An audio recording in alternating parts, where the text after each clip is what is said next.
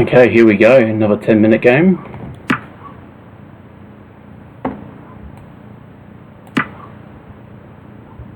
Playing a 2-2-0-3 from India. Let's go for a Nimzo.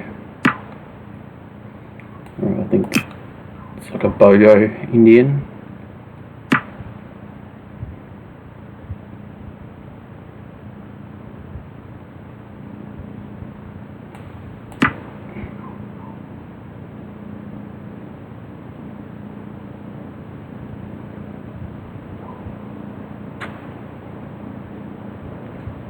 Probably look to trade off this bishop and put a heap of pawns on dark squares to activate my light squared bishop.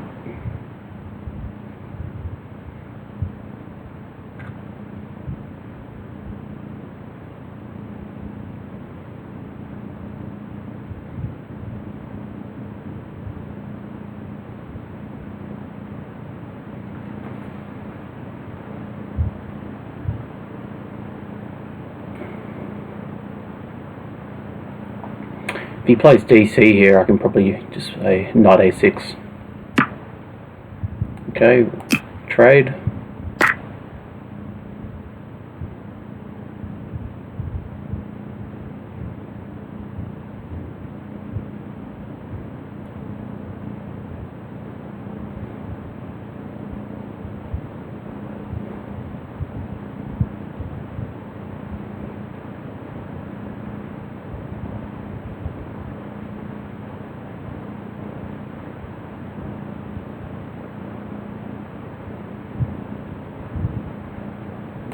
Castle.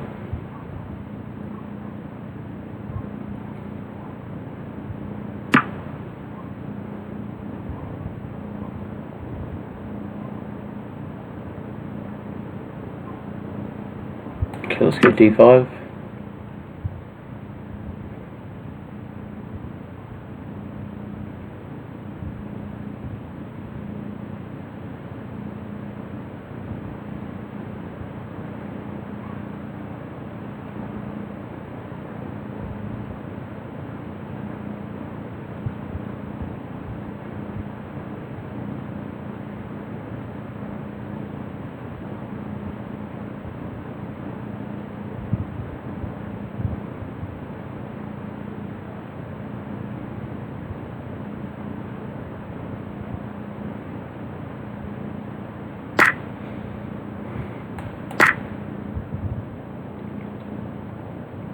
Look to develop this bishop properly to f5.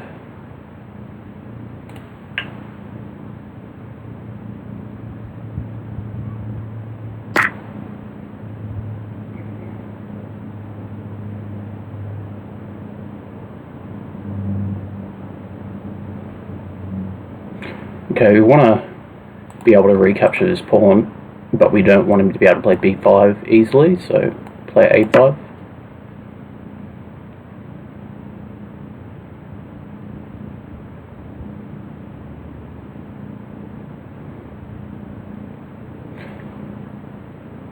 His queen's somewhat awkwardly placed here, preventing the bishop from developing easily.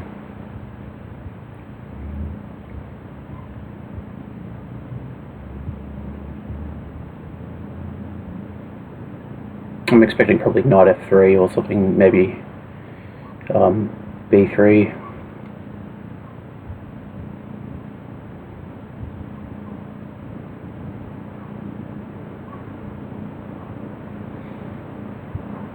We've also got ideas of a4, making it harder for him to fianchetto this bishop.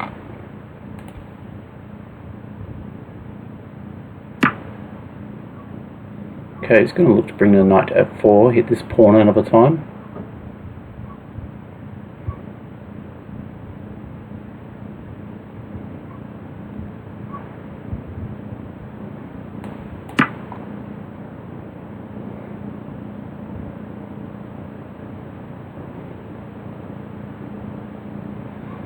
If he goes knight f4 and we take, and then he takes on d5, we can then play knight b3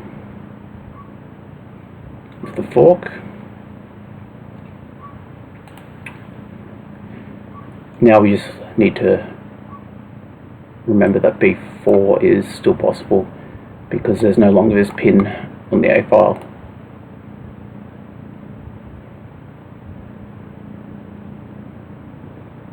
We could also consider taking the knight.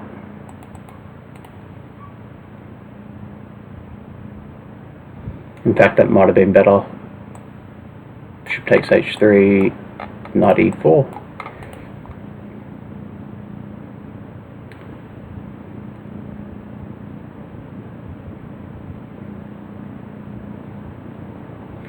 I'm expecting probably castles or b4. Okay. She's going to defend the pawn and activate the bishop, I suppose.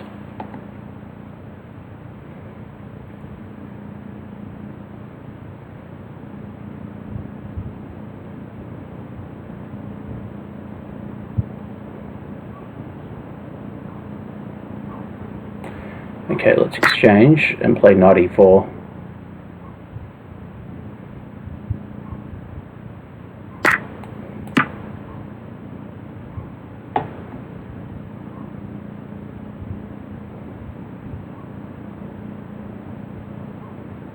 And now b4 is not possible because the queen no longer defends b4.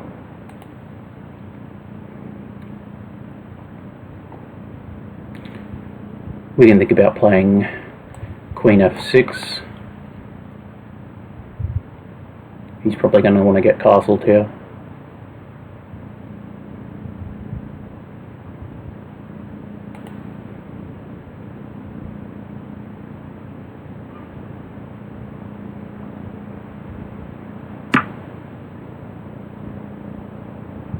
Okay, he's hellbent on defending that pawn, it seems.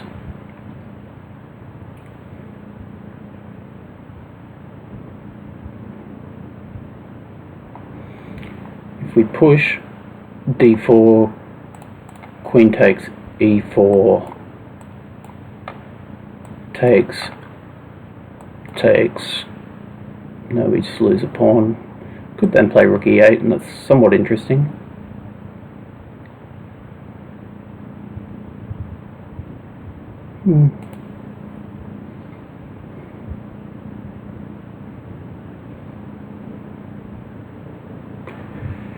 Yeah, I just like queen e7.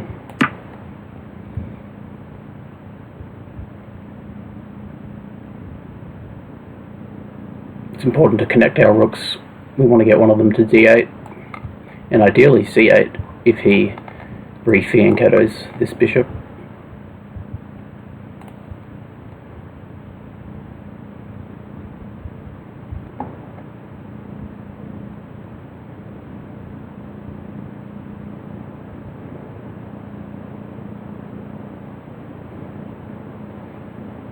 Could castle queenside here.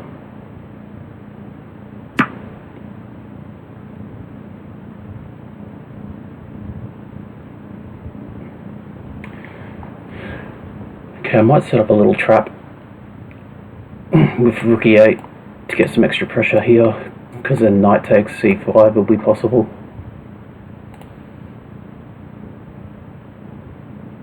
He might just push the pawn after rook e8.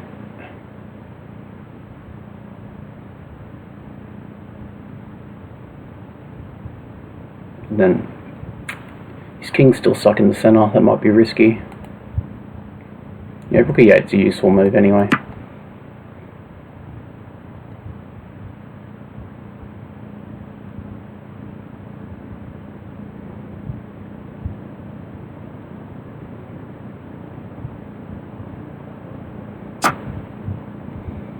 Okay, castles.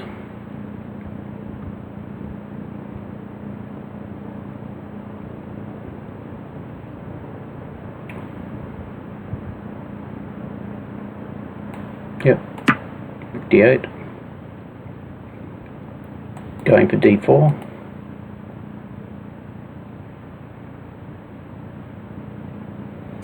yep,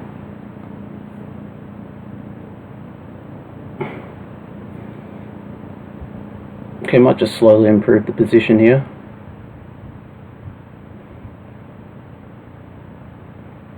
I'd like to play queen f6, runs into bishop d4.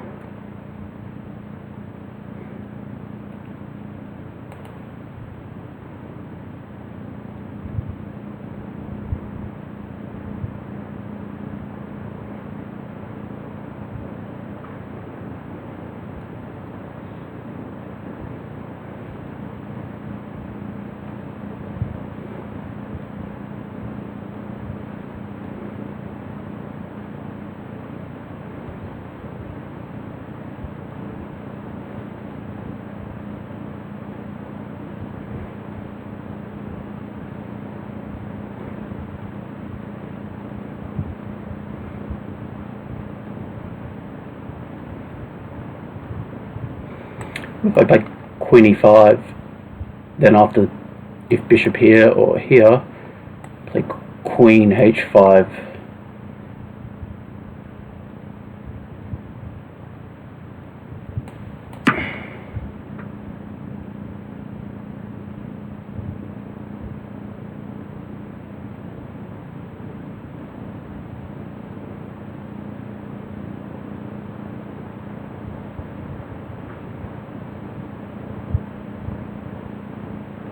I'm not too worried about regaining the pawn at this stage. I'm more interested in activity.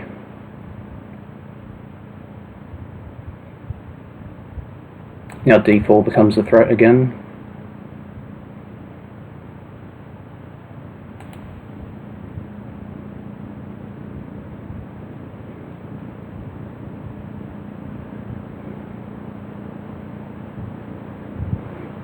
The annoying thing about this bishop on h3 is that it stops a nice square for the rook here on c8. So if I can play queen h5 and get the bishop to move back, then rook c8 becomes possible.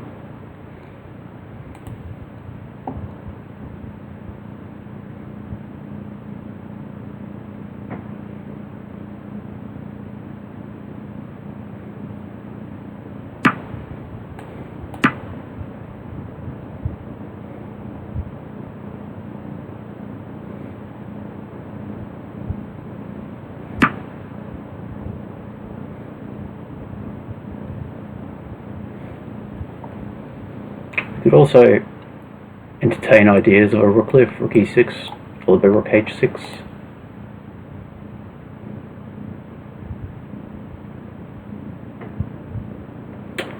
But I like rook c8.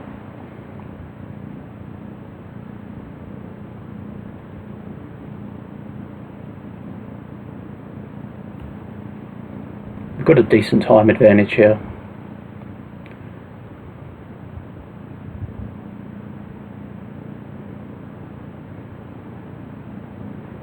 And because he's leading with the queen on the c-file, then knight takes becomes a possibility.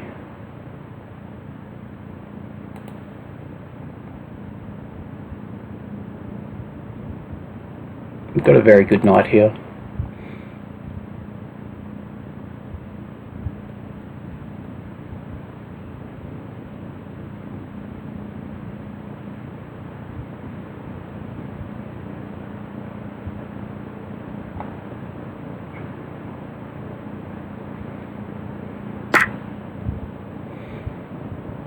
Okay,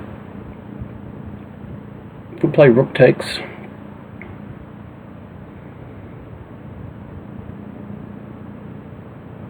then he's probably going to play e3.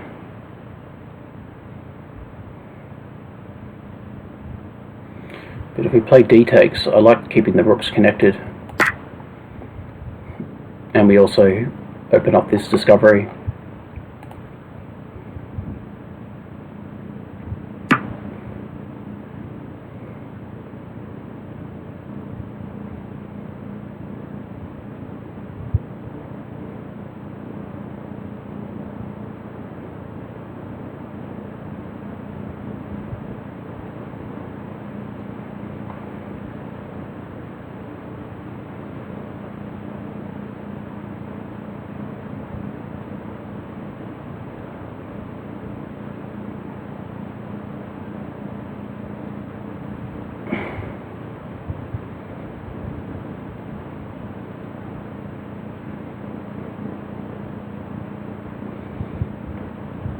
Probably be good to reposition this knight.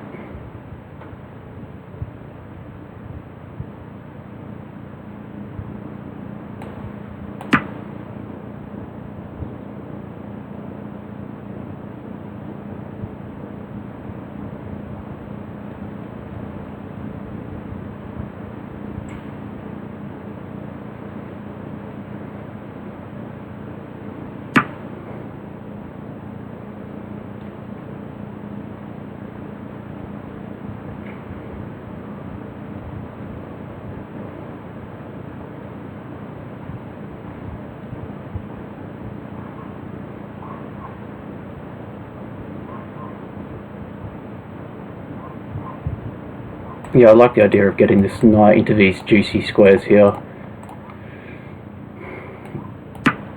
So we'll lose a second pawn probably. But that's okay, he's bringing his queen quite a fair way from the action here.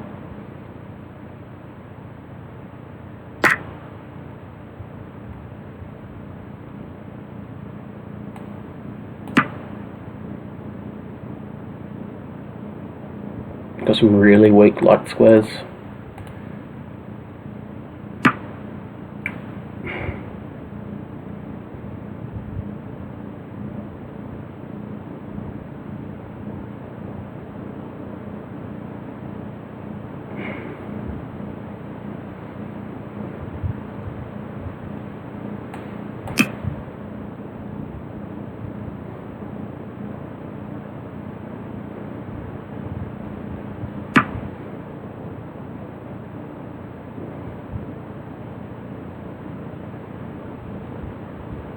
Okay, let's go for a rook lift.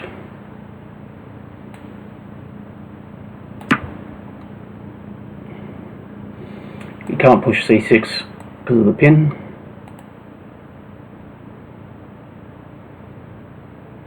We could potentially sack here.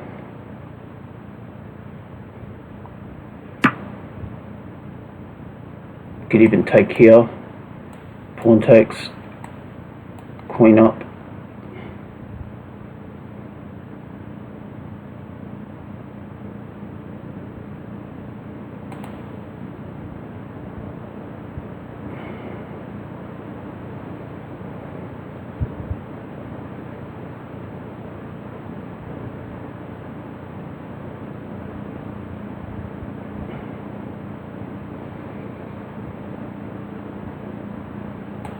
Let's go knight takes. Now we've got this kind of thing happening. Go queen check.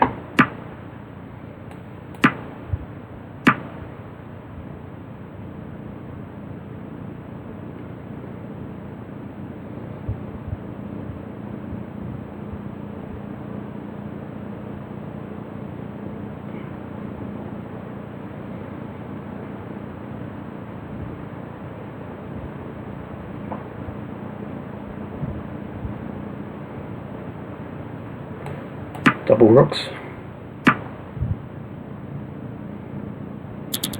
Okay, let's go check. Let's give it another check. And that's the game. Not particularly clean, but an interesting one.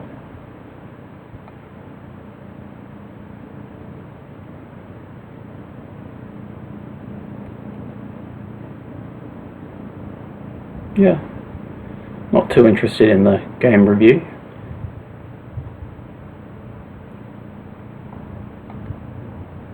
Okay, nice win. We're up to 2254.